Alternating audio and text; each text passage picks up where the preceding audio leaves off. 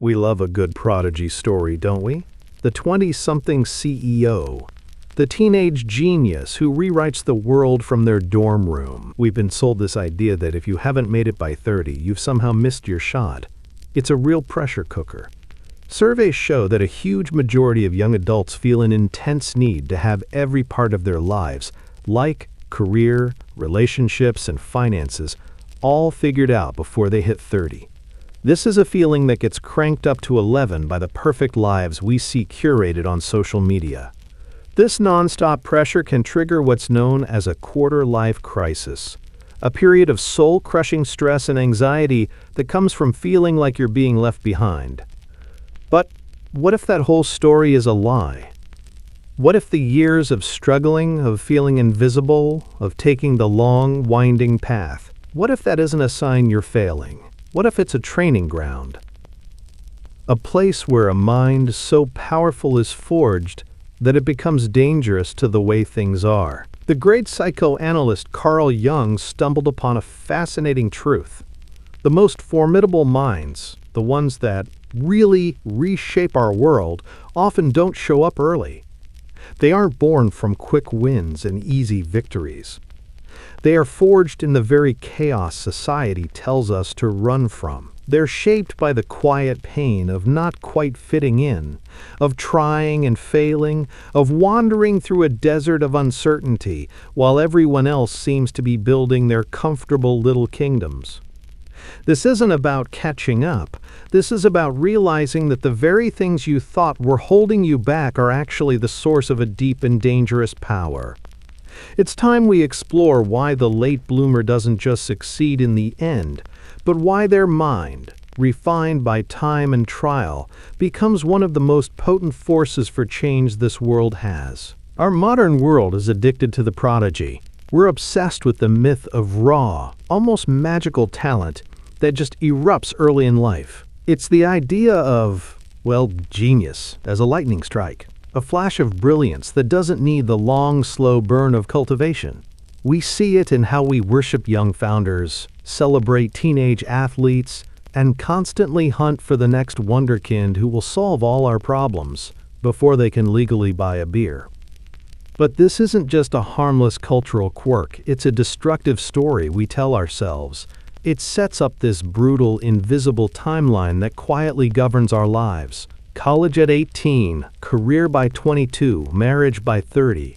These aren't presented as suggestions, no, but as deadlines.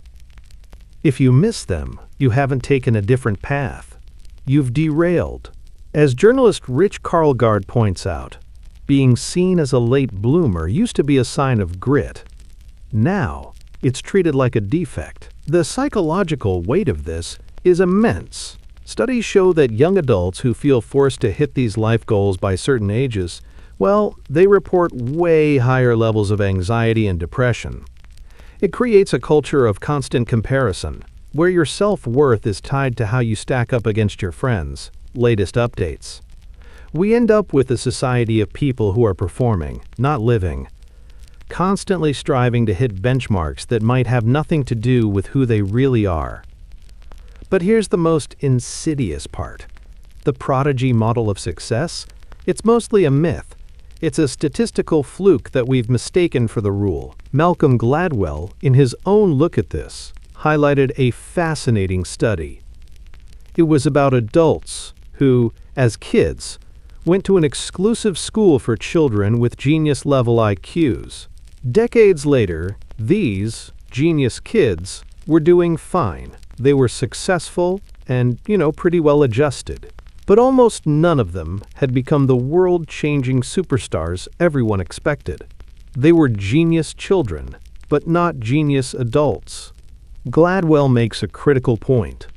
A gifted child is usually a master mimic, able to absorb and repeat existing knowledge at lightning speed. But a true innovator, a gifted adult, is a gifted doer. That takes more than just playing back what you've learned. It demands creativity, originality, and a perspective that can only come from a unique set of life experiences. That jump from gifted learner to gifted doer is a tricky one, And a lot of prodigies never make it. They get so good at playing by the rules that they never learn how to invent a new game. In fact, when you look at it from the other direction and study highly accomplished adults, a startling picture emerges. A huge majority of them were not considered precocious as kids. The idea that early success is a reliable predictor of long-term meaningful impact is, for the most part, a comforting lie. So why do we cling to it? Because it's simple. It's a clean story. It suggests talent is a lottery ticket. You either win at birth or you don't. It saves us from the messy, unpredictable, and often painful reality of what real growth truly looks like. The prodigy narrative is a tranquilizer. It whispers that if you haven't shown world-beating talent by 25, you can just relax, because, well, you just don't have it. This is the great deception. It convinces millions to abandon their own timelines. It devalues the very process that, as we'll see, is essential for building a mind that doesn't just play the game, but changes it forever. The years of feeling lost, of trying and failing, of collecting weird, unrelated experiences. That's not a detour. That is the path. And it's this journey that forges the qualities the prodigy might never get: resilience, authenticity, and a deep understanding of what it means to be human. It's from this rich soil that the late bloomer finally emerges, not just ready to succeed, but ready to lead. To really get the power of the late bloomer, we have to turn away from society's cheap yardsticks and go deeper into the murky, fascinating waters of the human psyche. And our guide here is Carl Jung, a man who knew that the biggest transformations often happen not in the bright morning of youth, but in the long, shadowy afternoon of adulthood. Jung had this radical idea for his time, that we don't just stop developing when we become adults. He saw life in two distinct halves. The first half, he argued, is all about building our outer world. It's about getting a healthy ego, finding a career, fitting into society, and creating a persona, that functional mask we all wear to get by. This phase is driven by what everyone else expects of us. It's a necessary stage of building the container of our life. But then, somewhere around midlife, a shift is supposed to happen. The goals of the first half start to feel empty. The promotions, the achievements, they don't deliver the same hit. A sense of unease creeps in, that nagging question of, is this all there is? Jung saw this not as a crisis to be afraid of, but as a sacred call from the depths of your own soul. This is the start of the second half of life. Its purpose isn't to expand outward, but to integrate inward. As Jung's idea is famously summarized, the first half of life is devoted to forming a healthy ego. The second half is going inward and letting go of it. This inward journey is what he called individuation. It's the process of becoming who you were truly meant to be by bringing the conscious and unconscious parts of yourself together.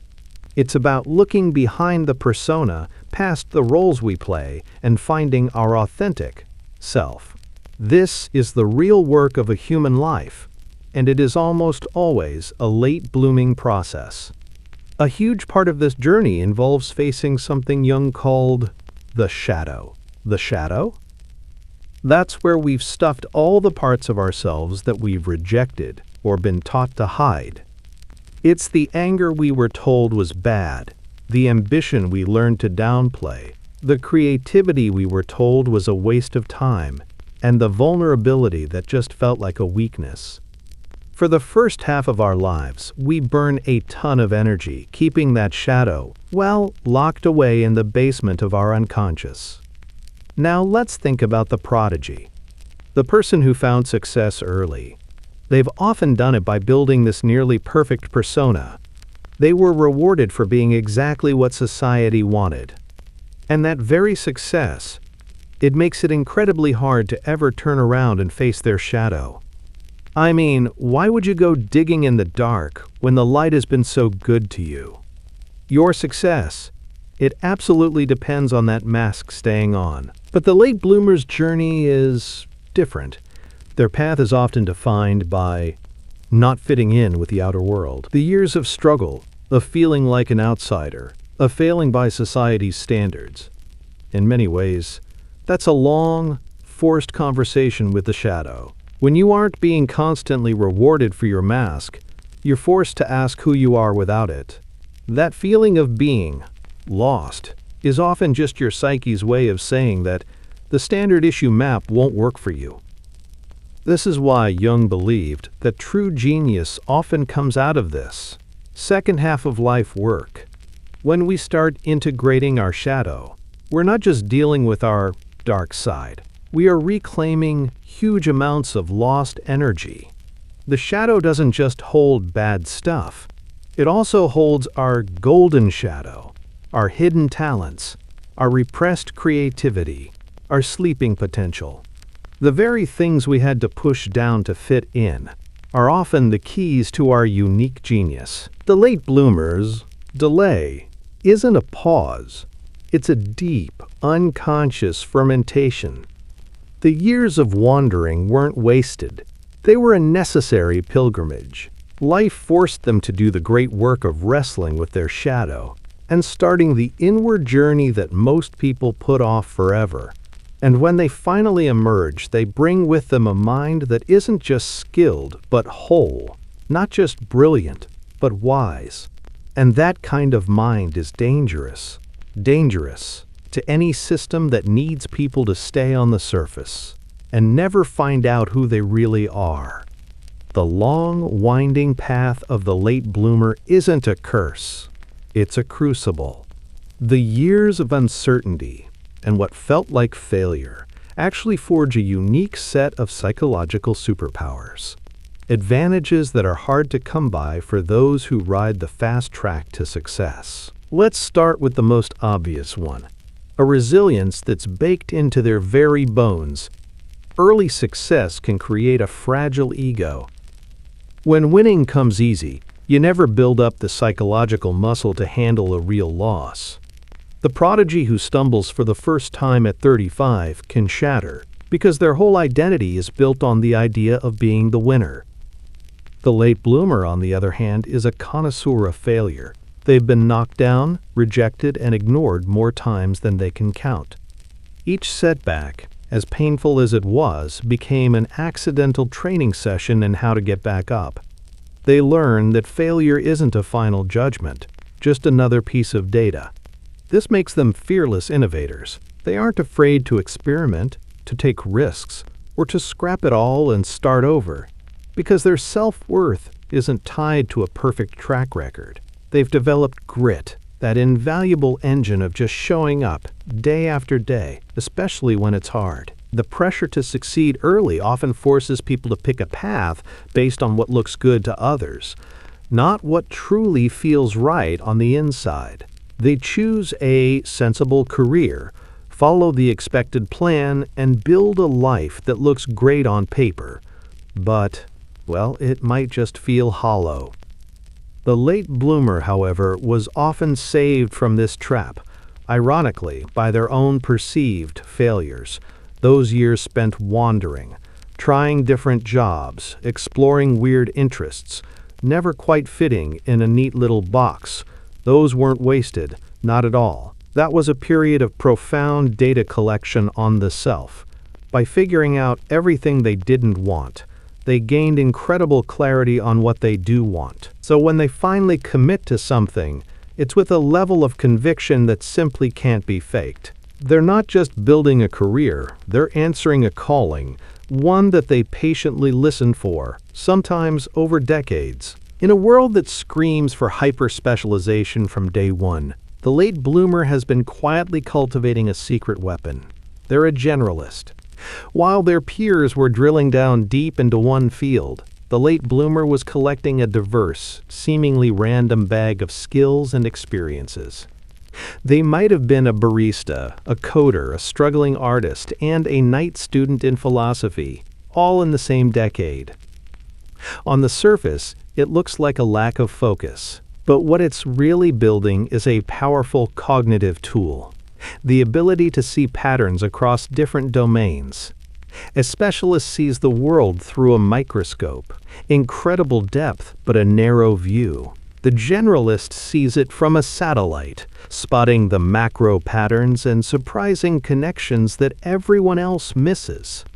This is where real innovation comes from. Breakthroughs rarely emerge from inside a single field. They happen when you apply a lesson from biology to a problem in finance. The late bloomer's weird journey has given them a mental toolbox that allows them to solve problems in ways the specialist could never even imagine. There's a special kind of humility that comes from spending time on the outside looking in. The late bloomer knows exactly what it feels like to be underestimated, to be invisible, to be struggling, while others seem to just glide by. That experience, as tough as it is, cultivates a deep well of empathy.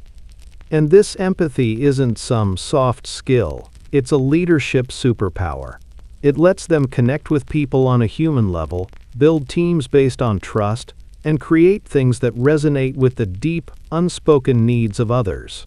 They're better judges of character because they've had to look past the superficial masks people wear. Their wisdom isn't just intellectual, it's earned, emotional, and real. It's the kind of wisdom you can't get from a book, only from a life lived with your eyes wide open. This idea of the late-blooming, dangerous mind isn't just a nice psychological theory. It's a pattern written all over history. When you look at some of the people who truly changed the game in science, art, and culture, you find their paths were almost never a straight line. Their genius was often preceded by long stretches of struggle, obscurity, and a feeling of being completely out of sync with their time. In the mid-20th century, the American kitchen was a sad landscape of TV dinners and canned soup. The idea of taking joy in sophisticated home cooking was, basically, a foreign concept.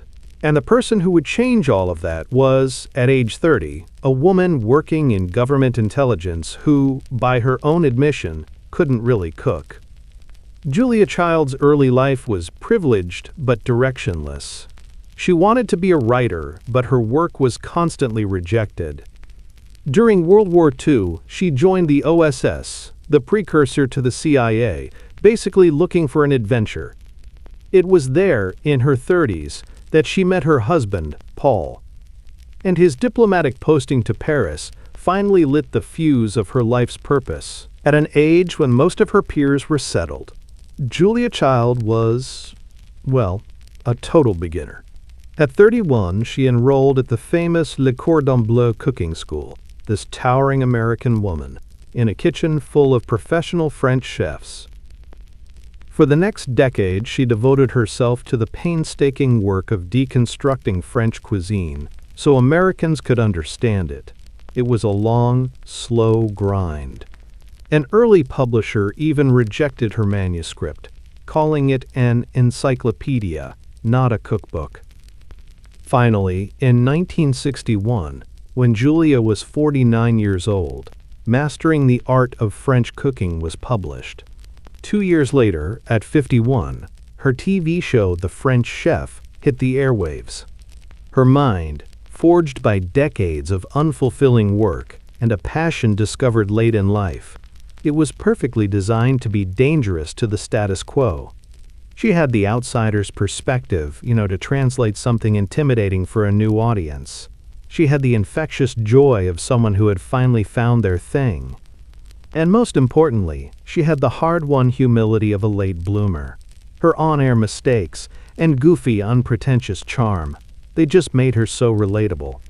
She wasn't a genius performing for an audience.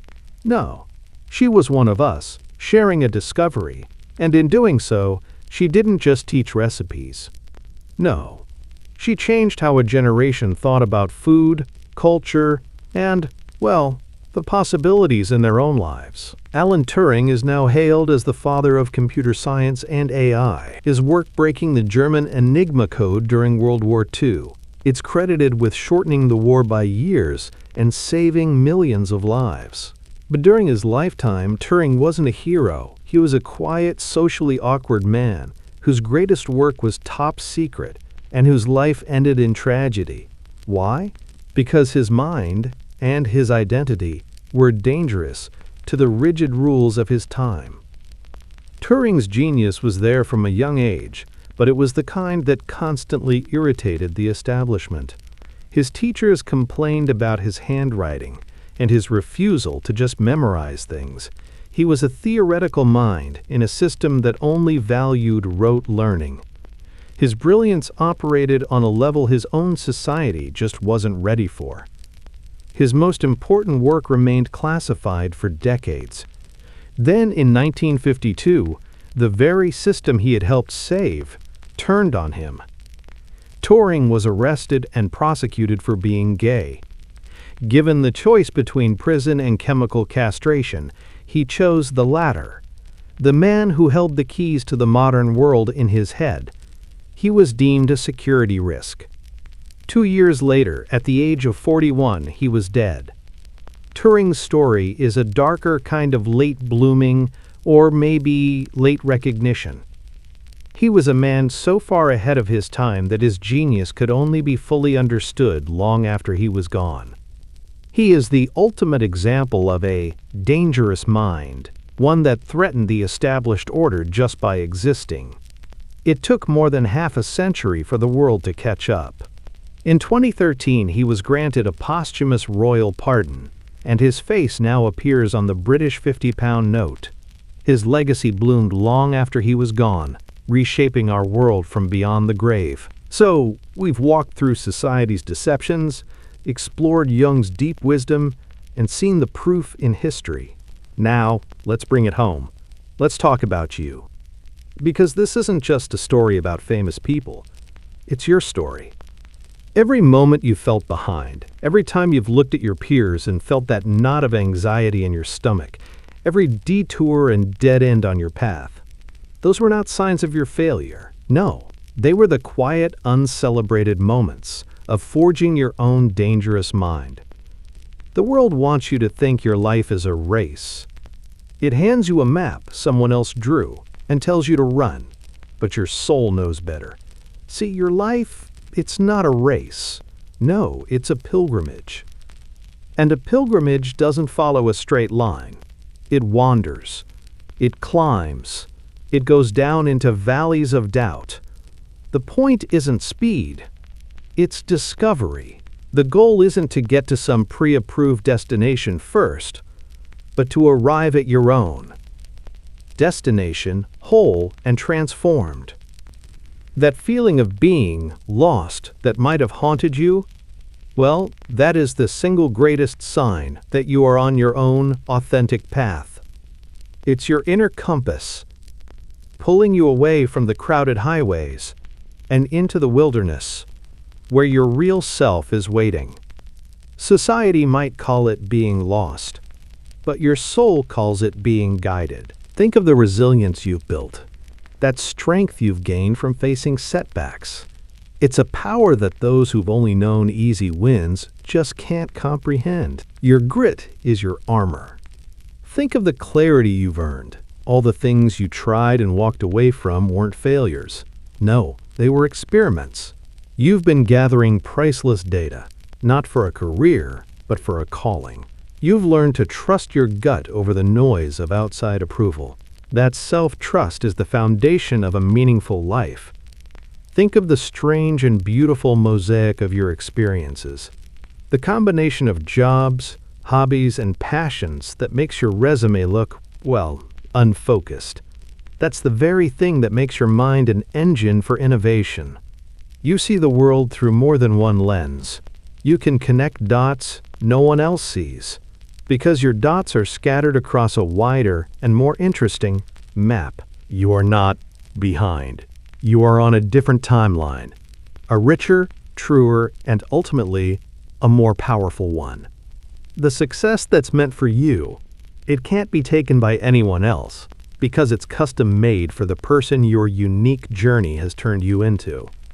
The world loves the flower that blooms in spring. It's bright, and beautiful and expected, but it's never known a frost. The flower that blooms in late autumn, after the winds have turned cold, has a different kind of beauty. It's a beauty born of endurance. Its roots run deeper. Its colors are richer. It is truly a miracle of perseverance. You are that late-blooming flower. Your silence has not been emptiness. No, it's been deep, underground growth. You haven't been falling behind. In fact, you've been gathering strength. And when you are finally ready to bloom, you won't just be seen. You will change the entire landscape. We've been sold a lie that our worth is measured by our speed. We're taught to fear the winding path and to believe that if we haven't hit the summit by a certain age, we're lost. But the real truth, the one that echoes from Carl Jung to the lives of the world's most incredible people, is that the journey is the prize, the struggle is the forge. The years of feeling late aren't a defect, but a period of deep and necessary refinement. The late bloomer's mind becomes dangerous precisely because it's been freed from the tiny box of expectations. It's a mind that has faced its own darkness and become whole. It's traded the fragility of early praise for the unbreakable strength of resilience. It's a mind that has learned to see the world not as a race but as a puzzle to be understood and reimagined. If you've ever felt like you're behind, let this be your moment of reframing. You are not late. You are not lost. You're in the middle of a profound and sacred process. You're building a mind of extraordinary depth, empathy, and power. Embrace your timeline. Trust your path. The world has enough prodigies. What it desperately needs are the dangerous minds of those who took the long way home. The minds that have seen the darkness and are therefore uniquely qualified to lead us toward the light. Which part of the late bloomer's journey resonates most with you? Is it the struggle with societal pressure, the process of finding your own path, or the development of a unique strength? Share your story in the comments below. Your experience is a testament to the power of a different kind of timeline.